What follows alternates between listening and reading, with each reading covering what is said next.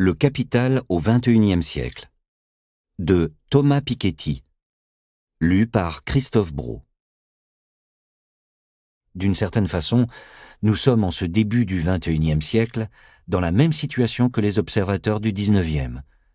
Nous assistons à d'impressionnantes transformations, et il est bien difficile de savoir jusqu'où elles peuvent aller et à quoi ressemblera la répartition mondiale des richesses entre les pays comme à l'intérieur des pays à l'horizon de quelques décennies.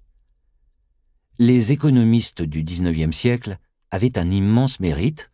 Ils plaçaient la question de la répartition au cœur de l'analyse, et ils cherchaient à étudier les tendances de long terme. Leurs réponses n'étaient pas toujours satisfaisantes, mais au moins se posaient-ils les bonnes questions. Nous n'avons dans le fond aucune raison de croire dans le caractère auto-équilibré de la croissance. Il est plus que temps de remettre la question des inégalités au cœur de l'analyse économique et de reposer les questions ouvertes au XIXe siècle.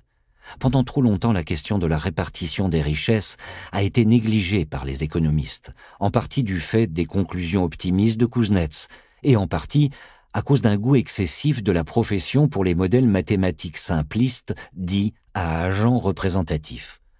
Dans ces modèles, qui se sont imposés dans la recherche comme dans l'enseignement de l'économie depuis les années 1960-1970, on suppose par construction que chacun reçoit le même salaire, possède le même patrimoine et dispose des mêmes revenus, si bien que par définition, la croissance bénéficie dans les mêmes proportions à tous les groupes sociaux.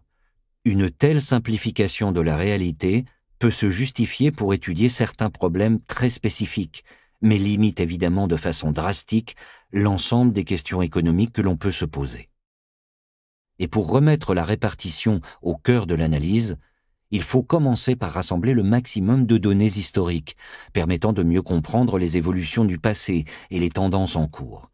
Car c'est d'abord en établissant patiemment des faits et des régularités, et en confrontant les expériences des différents pays, que nous pouvons espérer mieux cerner les mécanismes en jeu et nous éclairer pour l'avenir.